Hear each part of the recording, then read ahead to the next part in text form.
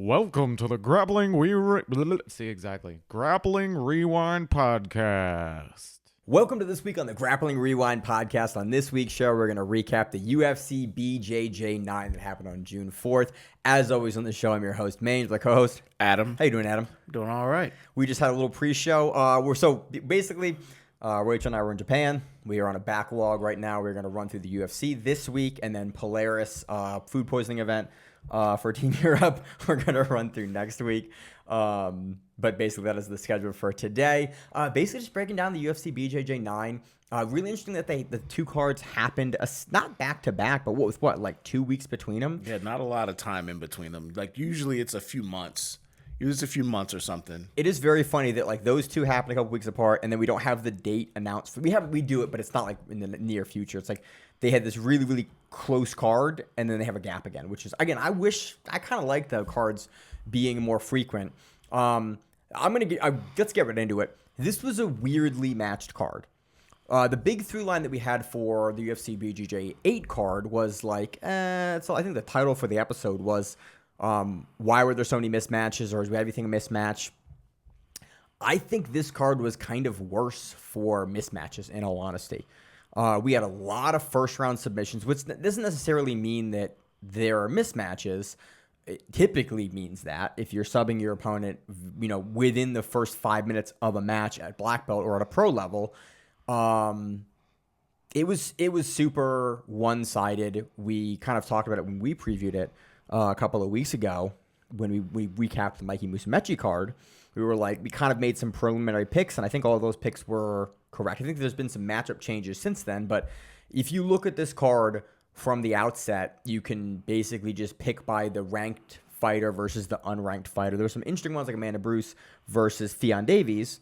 And Devhonte and Mason was interesting for different reasons because it was a rematch, but overall just really strange one-sided matchmaking. And you had a couple questions on the pre-show of like some of the matchups, like, okay, if the other guy wins, what's the storyline here? Like, where do we go with this? So might be a short show because it's kind of not a lot to talk about from a technical perspective for a lot of these matchups, because they were just so quick and fairly decisive in most of them in the first round. I think we had one match on this entire card that didn't end a submission, which normally, like, I'd be super jazzed about that, but just with how dominant one side a lot of the main card matches were, it doesn't leave us a lot to talk about, weirdly enough. So that's my spiel. That's the through line for today's episode, is basically talking about the matchups and then potentially brainstorming on some other people you would like to see. Overall, who the UFC is bringing in is very odd. If you've watched a lot of grappling, which by the commentary, it's very clear that they have not watched a lot of grappling. We'll bitch about the commentary at the end here. But yeah, let's kick it off the main event. Mason Fowler defeats Devhonte Johnson via rear naked choke just under the halfway point of the first round. They basically both get a penalty for stalling from Vitor Shaolin Ribeiro, who's the ref for the event. And then you said Devhonte basically hangs on a hand for a little too long, and then Mason Fowler collar drags him, or arm drags him to the back to the rear naked choke, starts talking to his corner or the commentators as he's finishing the rear naked choke. That's the entirety of the match. Adam, what do you got here? What'd you see? What do you got for breakdown for this one? I mean, that's kind of it. But it was like I noticed that in the beginning, Mason noticed that he's just hanging on to it, and it's like not to be disrespectful or disparaging. That's something you learn early on, is not to hang on to things too long or to not have a purpose for it. Like if you're gonna hang on to it, do something with it, and he didn't really do anything with it initially. And that's kind of what Fowler talks about in the post-fight, like during his interview of like, I saw him hanging on to it, so I arm dragged him off of it, and I realized the arm drag was going to be there because he was hanging on to it. And it's sort of one of the things that we've kind of criticized Devhonte in some of his matches. Like, you very much get two different Devhonte Johnsons, the guy that's really coming forward aggressively and trying to dictate the match, and the guy that sort of came out here that is really looking to stall the round away late into a match and then get something going big later. Like it's not a bad strategy. But you can see Mason Fowler figure out that like Devhonte's not going to do anything off of these grips. He is going to stand the entire round. He's going to take the stallings. He's going to take the penalties. And then late, maybe in the second, maybe in the third round, then he might really decide to do something or post action, or he might try to counter you late in the match. But in the beginning of the match, this is in a lot of matches what Devhonte does. And as a result, it makes a lot of his matches that shouldn't be very close, quite close with guys that Devhonte is significantly better than. It is really interesting to me that Mason Fowler keys in on this, and he's watched plenty of Devhonte matches. They've had a match before. They had a match in 2021 ADCC East Coast Trials, and that match was a scoreless match as well. Again, a very similar paced match with Devhonte sort of stalling Fowler out in a lot of places, and Fowler not getting a ton going. If I recall correct, I think I was actually at that event, so I should remember. But this was very, very much slated to be the same way, until Fowler goes, oh, Devhonte's going to give me this look. This is the look he's going to give me, and I'm going to take it. And he really finishes it in the first sequence. So, Adam, do you have any other pieces or parts or anything interesting that you saw that I'm missing here?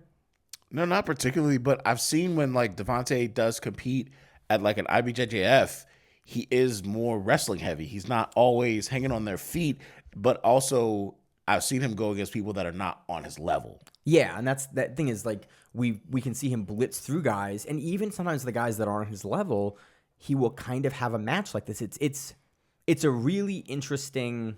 Devhonte's an interesting guy to crack competitively because he is elite, but he will have these kind of performances with not a huge degree of infrequency, where it's just really it's becoming harder and harder for me to consistently be able to pick him in these matchups because his output is just so low.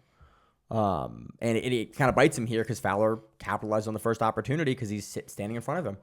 That's all I got. Anything else on this? No, that's it. Let's move over to the co-main event. I want to talk about Nick Rodriguez versus Joao Nicolite. This was, again, what? Was that the co-main? I thought it was. We're going to skip over Burns because I want to talk about the matchup potentially with Rodriguez and Fowler. Okay. So that makes more sense to me. So, yeah, I just skipped completely over it. Again, it was weird to have Gilbert Burns and Horlando Monteiro be the co-main, but Gilbert Burns has the history with the UFC, just retired in April. That makes sense. Also, Nick Rodriguez has not had incredible performances like the recent one with Elder Cruz, so it kind of makes sense to put him in third billing. This was another first-round finish via rear naked choke. Really, again, one-way traffic like a lot of the rest of the card. The big thing for note here was Nick Rodriguez comes out immediately in double legs Joao. Like, they don't hip, they don't flap, they don't fist bump, nothing, and he comes back out. Also, this is back with Rodriguez at light heavyweight. So he's back at 205. I do not know what the cut is like for 205, but he doesn't look small for 205. So this matchup, I think, is specifically looking to set up Nick Rodriguez versus Mason Fowler in that rematch. And that one was close. That one was quite interesting because that was at the UFC. Was the Fight Pass Invitational? I think it was EBI, wasn't it? It was in an EBI bracket together with like Pat Shangoli and big guy, big tall South African guy. Luke Griffith, I think, was in that. It was probably 2020, late 2020 is when that happened. I could have the dates all wrong, but might have also happened on the Fight Pass Invitational. I don't remember. Regardless, it's a good matchup to make at 205. Rodriguez, really nothing different or new that we're seeing from Rodriguez at this point. Passing looked good. He gets him down. I like the way that Nick Rodriguez covers the hip when Joao goes to wrestle up on him. Basically, Joao goes to deep half for a second, an earlier section, and then he gets all the way up to his knees and starts to wrestle up Nick Rodriguez. Nick Rodriguez, classic wrestling pin down, pushes the head down, sprawls the legs out, and then turns the corner. A lot of guys, when they turn that corner, will hang out and like not be aggressively covering the outside corner or the outside hip of a guy, and they'll get the rollback through to guard. Nick Rodriguez doesn't do that, and he typically doesn't have this problem. It's one thing I like about Nick Rodriguez's cover game when someone goes to turtle is that he will sort of punish you for that roll to turtle, and then he will track it and follow it. He tracks it the entire time.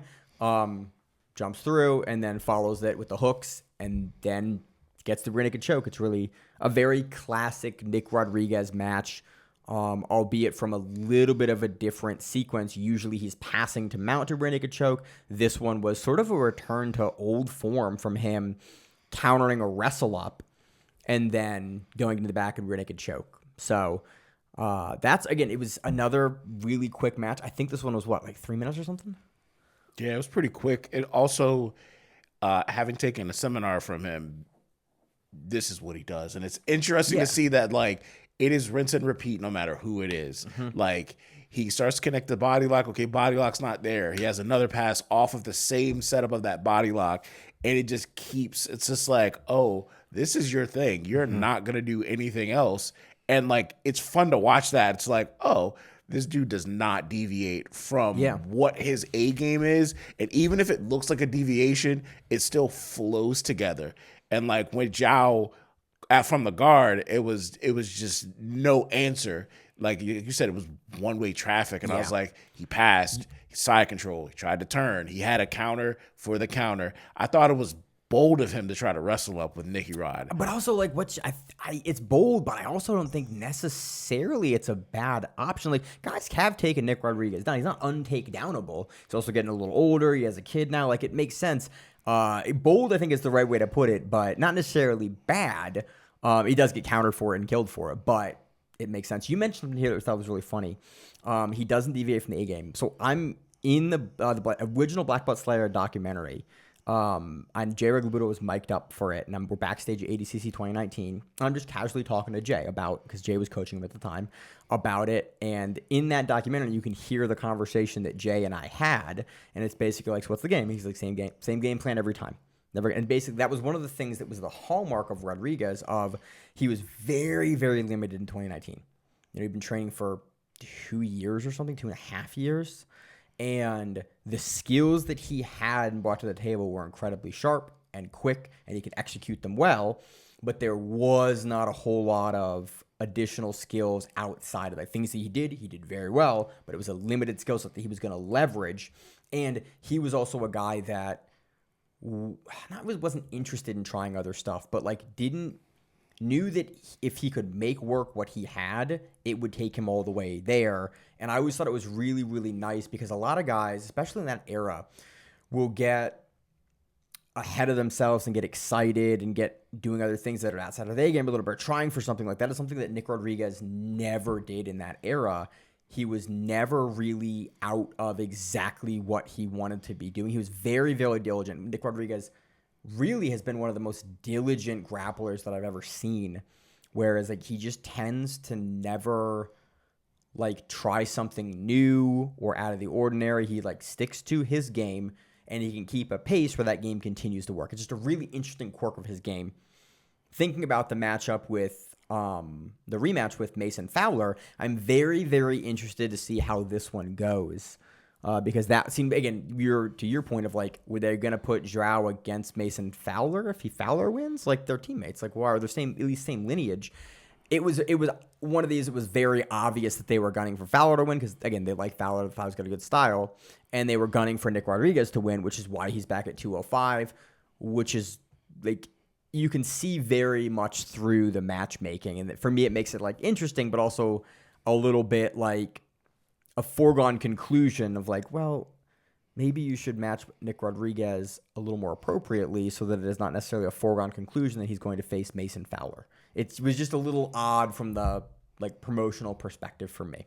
Right, because they even brought his name up as a potential challenger, and, like, this is his first actual light heavyweight attempt. And I'm like, well, if he feels good, if he's carrying it well, I mean, that would be a match to make that it would get everyone to watch. Oh yeah. I don't know who wins. That's why I like the matchup. Both of them. I like them both for different reasons. They both have really interesting skill set where like some of the things that frustrate Rodriguez's game, Fowler does very well.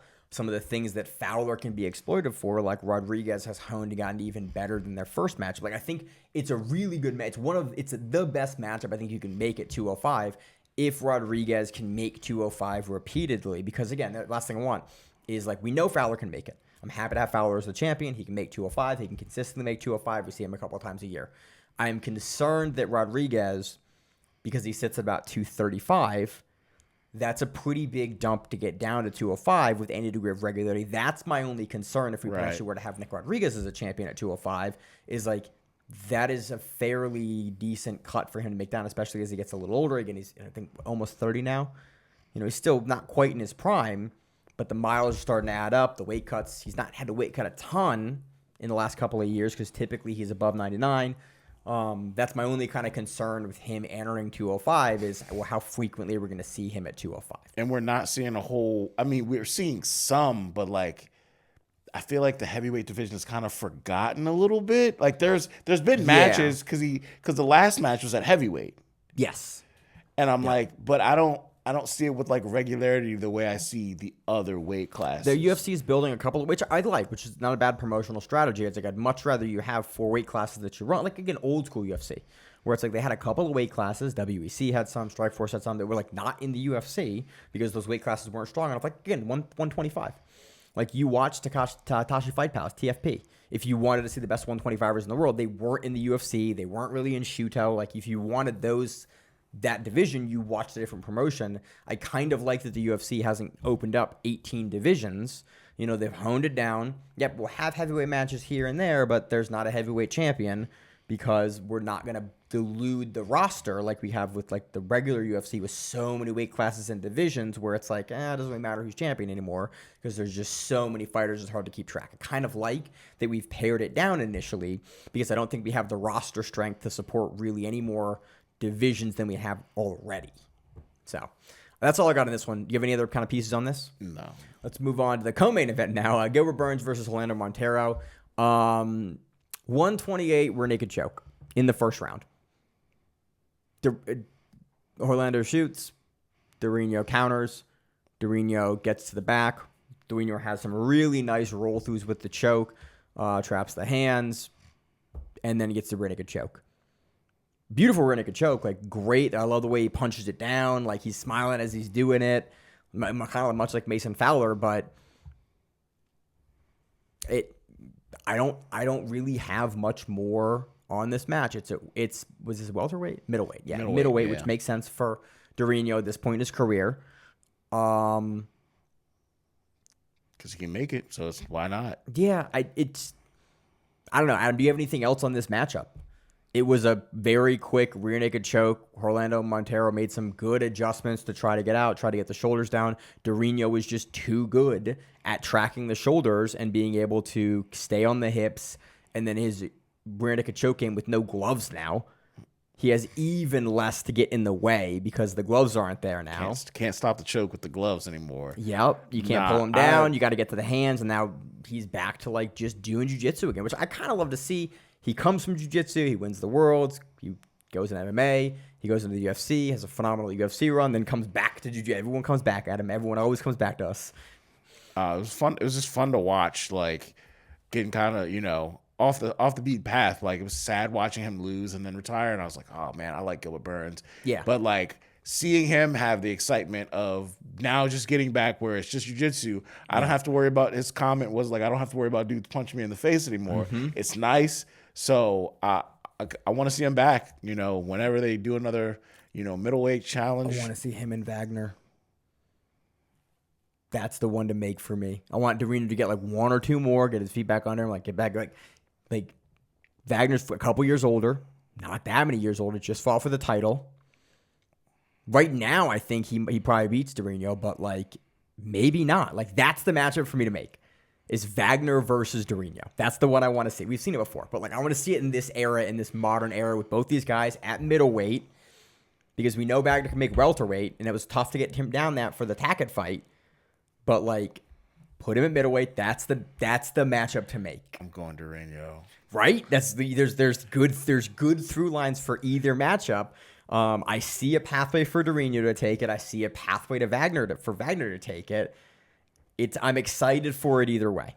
I just don't think Wagner, like, and I love that about his game where, like, Wagner can bully a lot of people. You ain't gonna bully Durinho. Not gonna happen to Durinho.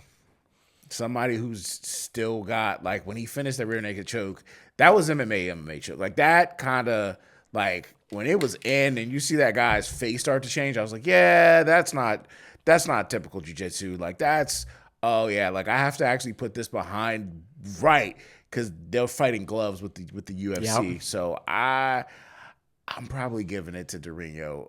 I love it. If it's hard for him to make that cut, maybe he was drained when he made that. Could have been. I don't know. I mean, honestly, Taka couldn't put him away. So that's why I'm thinking at 170, you put Wagner back where he's more comfortable at 85 now, where in the last couple of years he's historically competed at more. In the last couple of years, like 3 years, really. I don't know. It's the matchup to make for me, and that I think puts with Wagner coming off the loss. I still think it's a really interesting matchup to make between two guys of a similar era, similar age, similar credentialing for different reasons. Like, I think it's a good matchup to make. So, anything else on these two guys? Moving on, let's talk about Ffion Davies versus Amanda Bruse. Dude, I was in Japan with my wife, and I think you or someone else texted. They were like, "Did you see Ffion and Bruse?" I was like, "I haven't watched it yet because it's 4 a.m. here," and this was incredible because Amanda Bruse very early hits a really interesting takedown you were talking about earlier, not one that you like, but the triangle for like a minute. No, the takedown off it into immediately hopping the back and then hopping that, like, yeah. It's really interesting how Bruse gets to this reverse triangle or triangle from the back from Ffion. Like, she kind of jumps it from the takedown when Ffion puts her hands on the mat. She almost jumps like she's going to go for like a back crucifix, and then she just throws immediately for the triangle from the back. And I was like, ooh, this is incredibly tight. We watched it back and we timed it. She's in there for like a minute and 15 or 20 seconds. It's a pretty, again, 5-minute round. Bruse immediately after, like, I think she starts, Fion's in the triangle at 4:35 left in the first round. And she is out at about 3:20-ish. That is the only offense that Bruse is able to put up the entire round. It was incredible. And for Ffion to be able to defend this as well as she did, and then immediately when she finally yanks and pops her head out there, she's in passing range. She starts to pass. She gets around. She traps the arm. She gets to the back. She traps the arm on the back. Bruse has an incredible fight out of the straitjacket, out of their arm being trapped over, and then eventually Ffion, because she has the arm trapped, can go 2-on-1, throw over for the armbar, and finish the armbar with like 11 seconds left or something? Yeah, it wasn't much time left. Which kind of, I think, was why Ffion goes for the armbar here, is because, like, she knows she's running out of time and you got to shoot for it. If Bruse gets out, which Bruse can absolutely do, you're still in a really good spot to, like, be able to get the round's over. So it's like you don't end up in a bad spot. You end up throwing a sub, probably taking the round, because now you've had good rear naked choke offense. You did have something put against you with the triangle early in the round, but probably with your dominance on the back for the last 2 minutes-ish, and then the armbar that you almost get, it makes sense for her to be able to win that round. Right. But I was just really impressed with Bruse. Like, again, coming off of the match that we saw, the rematch with Jasmine Hosha, where she just, like, dominated Hosha from top position against the sub. I was really excited to see how she would fare against Ffion, and she put up a great sub attempt at the beginning, but then Ffion is just an incredible passer and incredible control grappler. I really wish that the commentary would have shut up about everything else they were talking about. Like, at one point, I think Canuto or somebody on the commentary is talking about, like, his match with Wagner during this match for like a minute. And it was just like, wow, that's kind of like wildly disrespectful to the competitors, especially like at the level that Ffion and Amanda are at. Like, Fion's like multiple-time world champion, meaning her, the tail end of her prime, but still absolutely in her prime now, versus Amanda coming in as a hot prospect now, having an incredible match over Jasmine. And you're talking about like a match that you had with Wagner years ago during their matchup. It was just like wildly disrespectful. Like, the commentary staff for UFC needs to change. It is bad. It is really bad commentary for a bunch of reasons. Like, during the Nick Rodriguez match, they're talking about like a heavyweight boxing match. during the Nick Rodriguez going for the sub on Joao. Well, is it positional dominance or something? I tabbed through some other stuff too, but yeah, no, they made a comment. It was for the heavyweight guys, positional dominance is really important because Adam and I were rewatching. I turned to Adam and went, "Hey, Adam, that's important for everyone."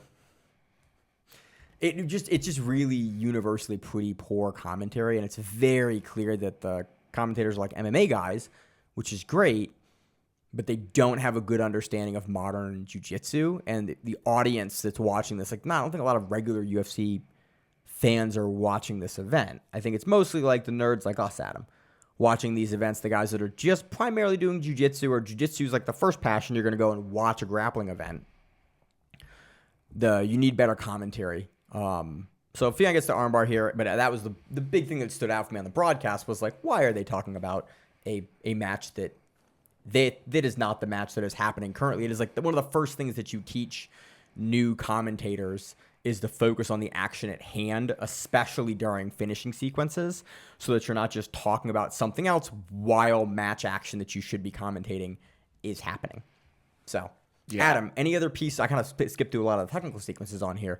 Anything else that you wanted to highlight for this matchup? I did appreciate that Ffion mentions her slow starts, and I'm hoping, in the future, she comes out a little faster, because I was watching that triangle. I was like, I don't know if she's going to get out of this. I thought she's going to go to the arm, and I was like, oh, this might be quick. And, it didn't go that way, but, Ffion talks about, that lit a fire under her, and that's when we saw the match change to the finish, which was, the finish was great, because I was very worried. I was like, I don't know who's going to win here. I think they're both amazing. They're both incredible at jiu-jitsu, but I was just like, ooh, that triangle is deep.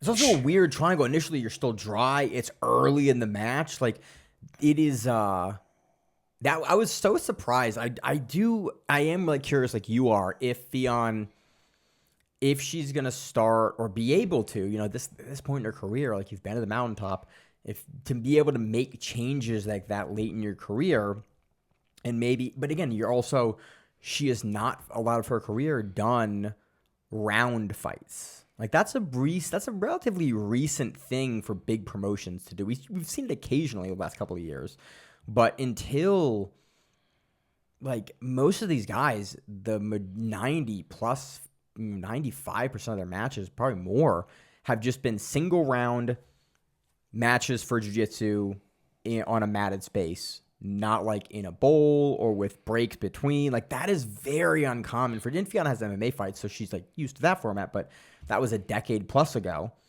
It's just really, I'm curious to see if she'll be able to change her pacing, because I do think that's the biggest thing in these rounded events. First round, second round, third round, where if she starts slow in the first round, then she's essentially potentially giving up that first round unless she's incredibly dominant. If she's slow in that first round, she's not going to be. And so then she's forced to win the next two rounds, and that's a really tall order against the level of competition that they are consistently throwing her against. So it's interesting. It's an interesting wrinkle to Davies' game, but I'm happy to see her here, happy to see her get a sub win. And again, incredible that it was in round one versus someone as tough as Bruse. Next one, let's talk about Bellemere versus Horlando Johnson. This looked like every Bellemere match. A lot of wrestling. A lot of pressure passing. Trying submissions, passing, get in the back. I think she gets to the back. This is a third round finish, one of the few third round finishes, but it was really, Bellemere is not, I want to pick my words carefully here. She is not a quick finisher, typically. She's an MMA, she's a wrestler and an MMA fighter. She's 4-0 in MMA. She wants to control you, put you in a spot where you can't do a whole lot, and then work from there. She ends the first round and the second round on Johnson's back, looking for a rear naked choke, to the point where we were rewatching. I was like, wait, was it a rear naked choke win? No. And then the third round, she, like her dad, and the commentary staff picked up on this, throws a beautiful Kimura, and then threads it over into a choi bar, into an arm bar, and gets it, but it was one way the entire time. Every takedown, Bellemere gets. Every pass, she's able to pass Johnson every time. She's able to get to the back every single round and then get to the sub here in the round 3. Again, it wasn't. Bellamir's in a weird spot for matchups because she is still in her college career. She's the collegiate champion at her weight class, like the inaugural one, and she's undefeated in MMA. She's Frank Mir's daughter, so she's like, I assume it's very hard to get Bellamir matchups. Busy schedule, a very busy schedule. But again, this is another one that was kind of like, you could tell from the first round that this is the way it was going to go. And it was sort of a waiting game. Like, okay, it's either going to be a dominant decision or she will get one of these rear naked chokes. I was very happy that it looked like old school, like the way that her dad broke Big Nog's arm.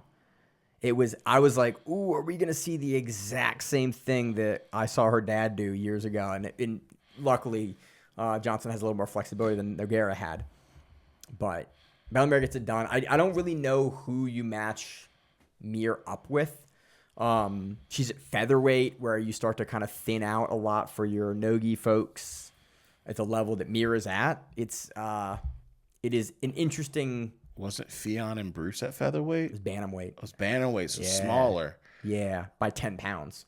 I don't think Mir's making women's not for a pro fight, for a grappling match. Like, again, I need to actually go look at Mir's wrestling record and her MMA record to see. But again, I watched her when she was 17 make her debut in MMA, and it was like, she's much older now. That weight cut is going to be different as an adult woman than it is as like a very young woman. So it was very dominant for Bellamir, but that's sort of what we expect. I'm happy to see her here. I'm really curious. I've watched her career with great interest, and I will continue to do so. I think she's going the MMA route, but it would be nice to see her pop into jiu-jitsu like her dad did now and again. Next one. Anything else on that one, Adam? Mm-mm. Next one, Achilles Rocha versus Felipe Pimentel. Heel hook round 1. What was this, a minute and a half, 2 minutes? Less than 3? Felt pretty quick. It was quick. Achilles Rocha comes out. These guys seem to have beef because Achilles came out, he comes out aggressive sometimes. He came out like more aggressive than even usual. They kind of smag each other a little bit. And then Achilles does just a standard step behind for a topside saddle entry. He goes to Texas Cloverleaf and then basically puts Pimentel in double trouble, where he's got to select, basically, he's got to get one leg out to be able to push off to get the other leg out. And as he does, Rocha lets go and then immediately pops to the saddle because he's already controlling that leg and then hits an outside heel hook. That was the entire match. It was Achilles from the jump, putting top pressure on. Again, this is another one where it was like, it's a light heavyweight bout. He's now in Mason Fowler's division. I think usually he actually is light heavyweight nowadays. You can put him with like Nick Rodriguez. Like, those are good matchups. The Pimentel matchup was a little bit odd given Pimentel's recent records and like successes. He has a loss at UFC BJJ 1, the opening. Again, I kind of keep going back to this. Some of the matchmaking for this card was a little odd. This is a matchup that you would pick up. Like, yep, Achilles Rocha is now the ADCC Trials champion. He's going to ADCC. He looked incredible at Trials. He looked incredible in his last match at UFC BJJ. This was incredibly quick. The level of the matchup here needed to be a little higher. Well, hopefully for his next match, they give him a little bit more of a challenge. I feel like the last time we saw him, he had a much more game opponent. I mean, I think he still won, if I'm not mistaken. Yeah, he won.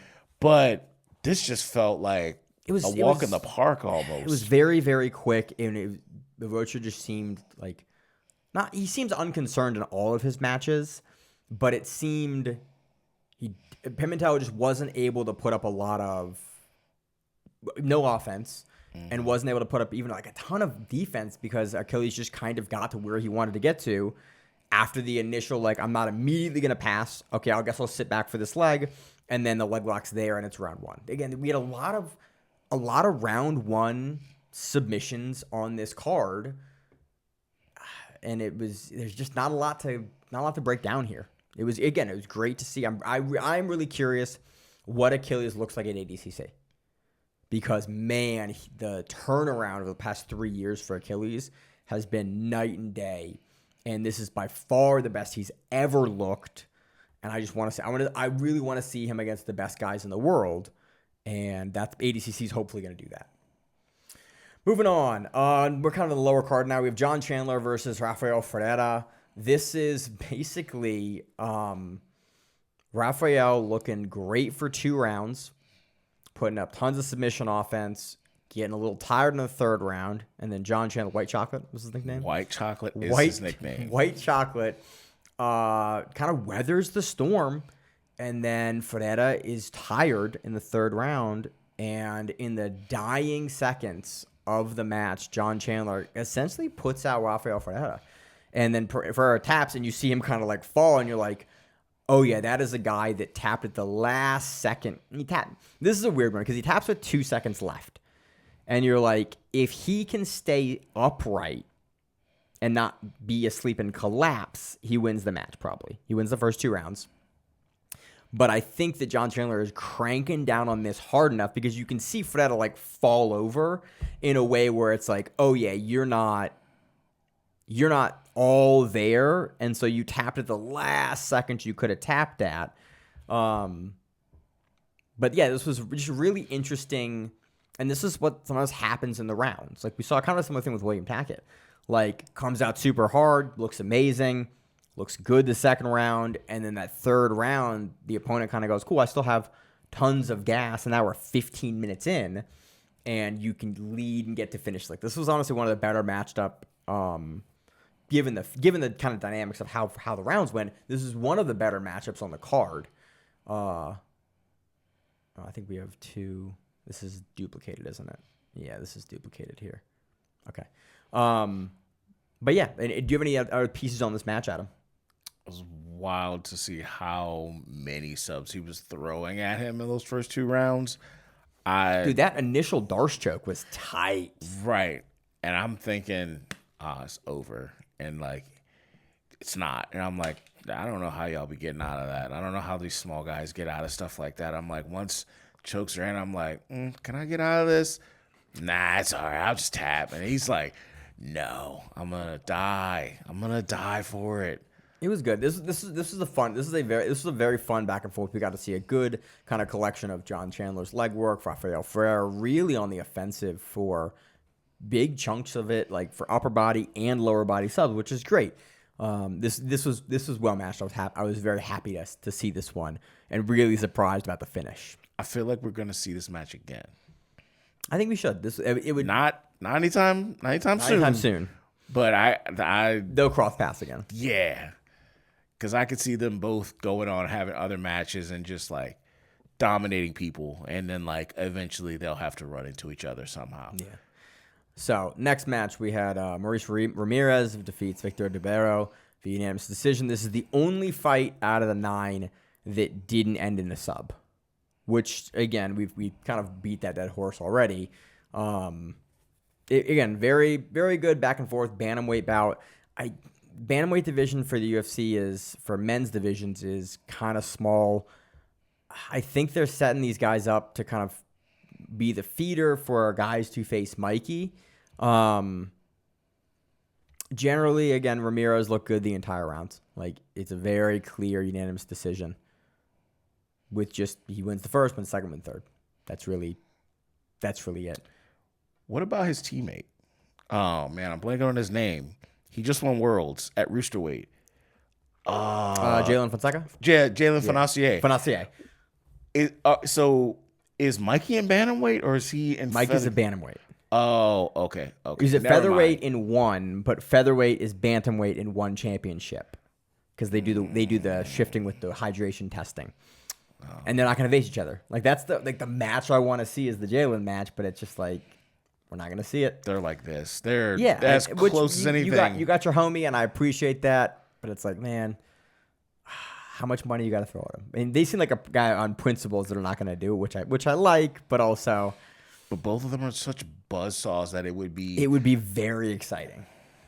Yeah, it'd be very Because good. I was thinking about that. I was like, so Mikey's the bantamweight, okay? Yeah. Because I was wondering if that was a different thing, but maybe it's not. So No, it's I think bantamweight. Jalen okay. can always make flyweight, but there isn't a flyweight division below. Mikey can technically make flyweight too. They've both won world championships at roosterweight. Mikey won the majority of them at light feather, and then the one versus Malfacine at roosterweight to prove he could do it.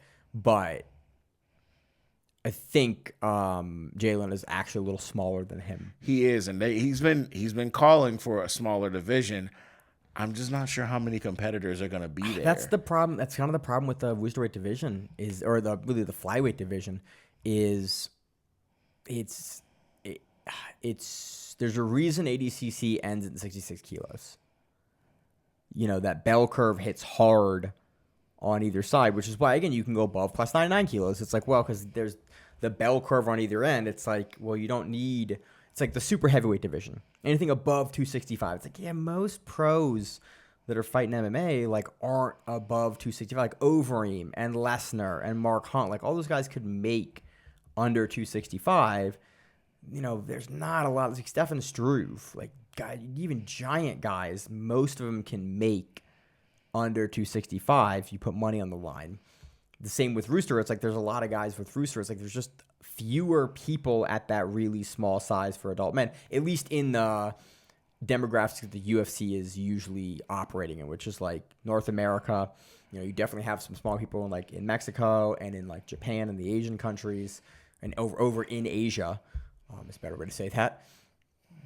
But generally, like the representation in jiu-jitsu, that those regions tend to not field as many competitors as North America and Brazil, which typically the average size gets around, you know, anywhere from 55 to 85. Right. You know, for those divisions, that's where your bell curve sits. So again, I like seeing the smaller guys compete, but I think it is a hard ask to open up that division. Yeah. Even before you would open up something like a heavyweight, because you have guys like Victor Hugo who's not making 205. You know, Big Dan not making Luke Griffith. Luke Griffith might be able to make 205, but like it's a punch to get him down. It's gonna be there. a hard ask. Yeah. Because it's not even like he's like a super sloppy big dude. Like he's tall, he's athletic. He's genuinely just a really big dude. But no, this match was cool. Yeah, it was, you know, even though it was a decision, a lot of action was going on. Yeah. You knew guys were trying. That's what I want to see. So again, a good decision on the card, which was great. Moving on, let's open up the first matchup of the night, which was Anna Lima versus Amanda Maza. This was neat. This was a really uncommon finish. You called it a razor lock. Violet arm lock, razor lock, straight armbar from the guard. The finish for this was really interesting because Maza essentially gets caught in the middle where she is trying to basically like yank out of this, and it's a really tough sub because either you're able to yank out and you get out, or you get subbed as you're trying to yank out, and she goes to yank and she gets subbed. But really, the position that Anna Lima has her in was really interesting because typically in this position, I'm used to, instead of yanking out, you will dive into this. Because Anna Lima doesn't, and I understand why Maza would decide to pull out, because essentially the foot position that Anna Lima has for this is she doesn't have anything over her shoulder or her back. So you can go out of this, and you don't necessarily need to dive into the guard to defend this, but it's like, it was just a very odd submission to see here in this way. It's just not a position you typically see this armbar hit from. Yeah, it was kind of like a mix between an open guard and a half guard, where there was the instep kind of like near the top of the hip and the thigh, but then the leg was kind of splayed out and not behind it. Yeah. So it was a very it was like a hook. Yeah, it was like, it looked like there was a passing opportunity if the arm wasn't trapped. If you can yank it out, then you can, yeah, which makes sense why she would yank out here. It's just it was just a really it's not a place you typically see this sub happen from, because usually there's a yank, someone goes, and they dive through. Right. You typically don't have enough control. And so props to Anna Lima here. You typically don't have enough control to be able to get the armbar here. So it was very impressive that she was able to basically clamp her head and neck into Amanda Mazzo's arm as well as she did to prevent the yank out. And the arm goes again, it turns, it gets everything ever it needs. And that's it. So that was the entire card. I really don't have a whole lot else to go on. It was a lot of mismatches. It was a lot of first round subs, a couple of third round subs, and one decision. Overall, I would really like a little bit more appropriate matchmaking for a lot of these grapplers. I would really like you to pull in some more high-level folks with some more name recognition. You have the money. Guys are clamoring to get in here. I would love to see the roster, even a pared-down roster. Like, hey, man, I want to see Ethan Krellinston fight, every month. I want to see Mason Fowler every month.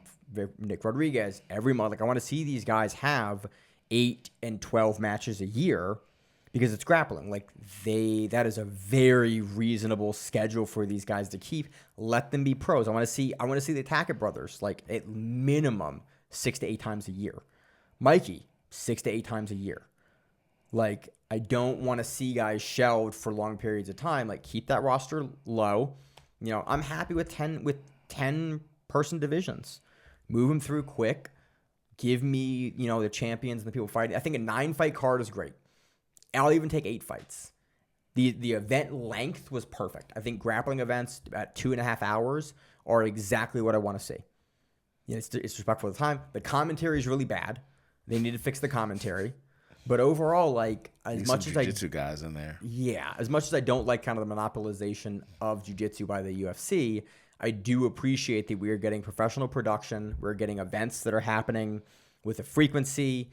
We are getting guys that are paid. They have access to the UFC PI. Like, it does a lot of things that we've kind of pushed on the show for many, many, many years. A bigger organization actually taking and paying athletes as professionals to compete as professionals.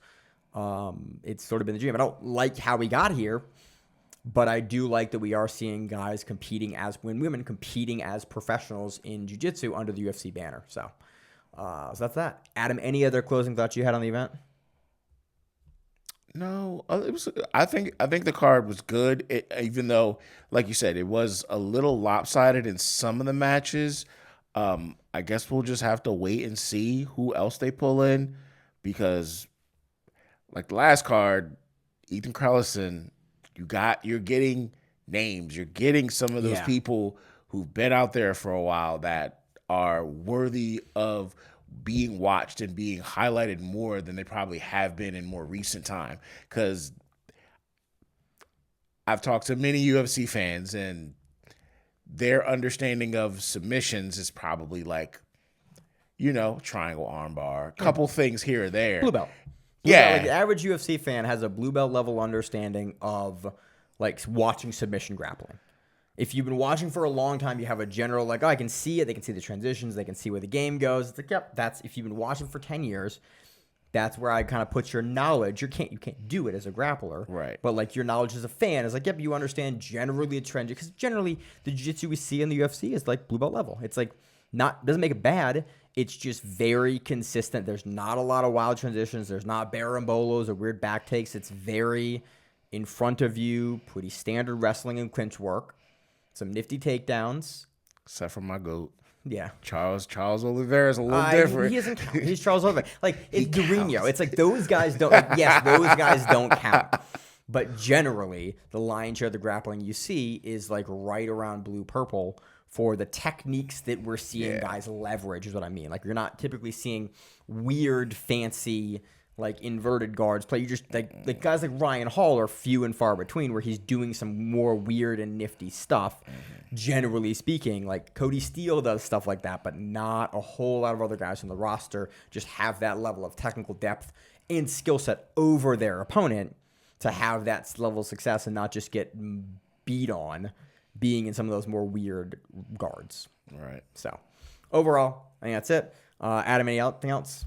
That's it. All right, let's go. I'm going to go teach my class now. So, as always in the show, I'm your host, Mange, my co-host, Adam. and we are the Grappling Rewind. So, not what it is. Stay safe. If you like the show, please consider sharing it on Facebook with the folks at your gym. It's the best way that we grow the show, and we really appreciate it. You can reach out to us on email. We also have Instagram. We have Facebook. We have Twitter. We have Google+. Until that shuts down. We have a website. If you have an event you would like to have us cover, please let us know. If you have a name, like most people do, and you'd like to have us stop butchering it, Let us know. reach out to us. The show is also available on YouTube, Spotify, in addition to iTunes and every other podcast service. We very much appreciate your time, and thank you.